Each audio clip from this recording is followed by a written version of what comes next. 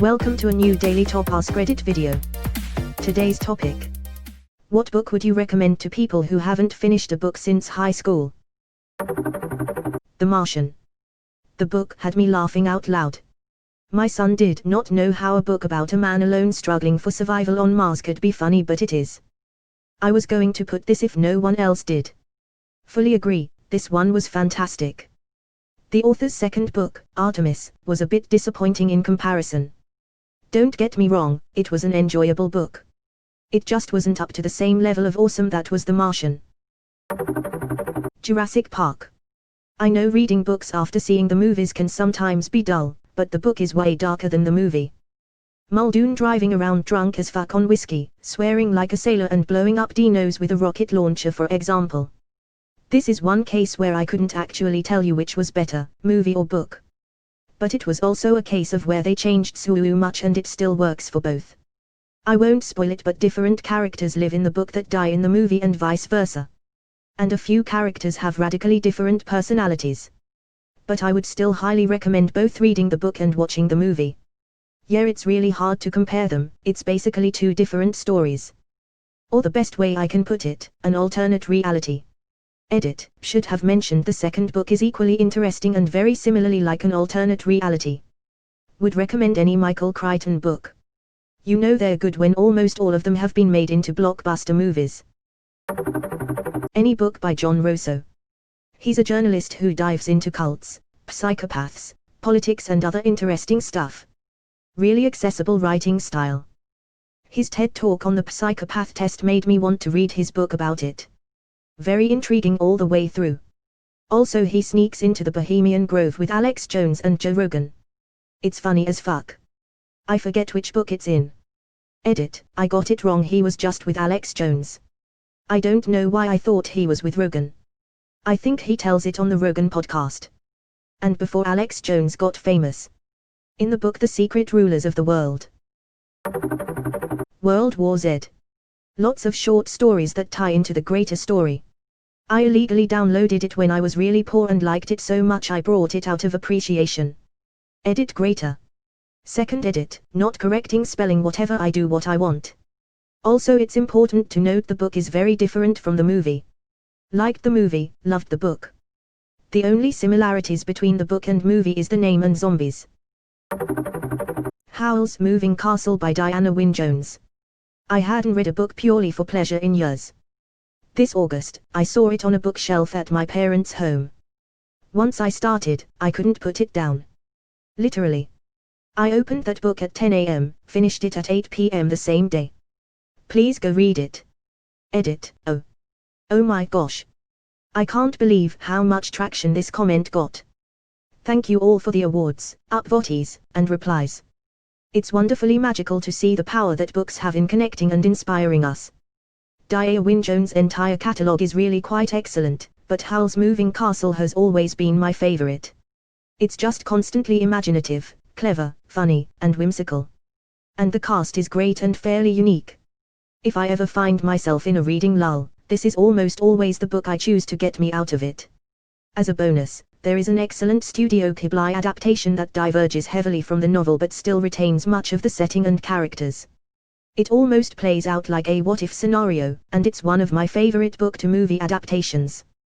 Definitely worth the read, and watch. I saw the Studio Ghibli adaptation of Howl's Moving Castle ages ago. I was so surprised at how different the movie and novel are from each other. After reading the novel though, I prefer the book over the movie. Mostly because of how lovely the depth, complexity, and interactions of the characters in the novel are. Now, I know that there's a limit in how much material you can fit into a movie from a book, but I really wish the characters could have been given more depth. That said, Studio Ghibli has such amazing production quality.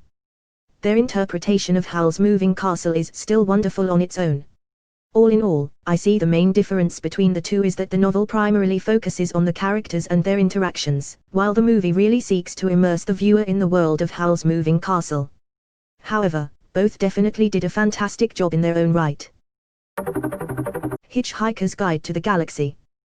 100% funny as hell, short chapters, and while the vocabulary isn't difficult, the humor requires careful reading, and sometimes rereading. Humor requires reading, and sometimes rereading. This reminds me of the first and only 3 seasons of Arrested Development. So much set up to the Lucille jokes, the hand jokes, and so many dirty one-liners that go over your head the first time you see it. Rewatch is a must. The Princess Bride. It's a delightful read, it's easy, and everyone I know that has read it has absolutely loved it. I've recommended it to several friends, including like 8 people in a workbook club, and again, 100/100 across the board. Edit, I love that so many people agree. Thanks for the awards. It's a wonderful book and a wonderful movie. Is this a kissing book? Steel Heart by Brandon Sanderson. Premise, what if superheroes were the bad guys? It's your W/O being shallow, first chapter that hooks you, long enough to take a while but not intimidating. I'd recommend Mistborn by Sanderson, if you want fantasy instead of superheroes. Mistborn is great. It does seem to divide people a bit though, that ending is a doozy. Hop on Pop, I'm halfway done after 8 months and it's so good. What a Day Dad Had is my go-to when I have a shitty day at work. Spoiler warnings please. I'm not done yet. I recently picked up reading as a quarantine hobby after not reading a book for fun since probably middle school. I realized quickly that the reason I always thought I hated reading was because other people were telling me what to read, and it was usually subjects that didn't interest me at all. I thought about which non-book things I enjoy reading, and realized I have an easy time getting completely engrossed in Wikipedia articles, Askreddit threads and blog posts about unresolved mysteries, paranormal events, survival and nature stories. So I bought a few books that fit into those common themes and it's been great. This probably isn't a lot for some people, but since March I've finished 5 books, up from 0 for the 10 to 15 years prior. I think if you think about it like this, you'll have a much easier time finding a book for yourself by just looking up bestsellers in the categories that you decide interest you. In case you're also interested in my themes, I've read and loved Into the Wild, Dead Mountain, The Untold True Story of the Dyatlov Pass Incident, 438 Days, An Extraordinary True Story of Survival at Sea, The Road, Between a Rock and a Hard Place. Hope this is helpful to somebody. The Road is so heavy. It stayed with me longer than anything else I've read. The Road is probably my favorite and most reread book of all time. Here's my favorite passage. Out on the roads the pilgrims sank down and fell over and died, and the bleak and shrouded earth went trundling past the sun and returned again as trackless and as unremarked as the path of any nameless sisterworld in the ancient dark beyond. I really dug it. It was not fun of course, but was really easy to read, yet engaging. The Color of Magic. Discworld has got me back into reading again. Agree with Pratchett, but I'd start with Men-at-Arms as a first step into the universe. Don't get me wrong, I like The Color of Magic, but it's definitely different from his later Discworld books bar The Light Fantastic. Men-at-Arms was my first. Bless my mother for knowing I liked Harry Potter and therefore fantasy, but no idea of what fantasy books to get a 10-year-old, so she just grabbed the one with a dwarf, a dragon, a troll, and a very cluey-looking Vims on the cover.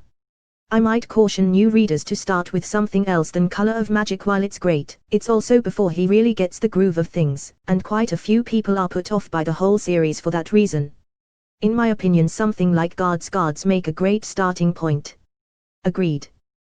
The Watch were what got me into Discworld.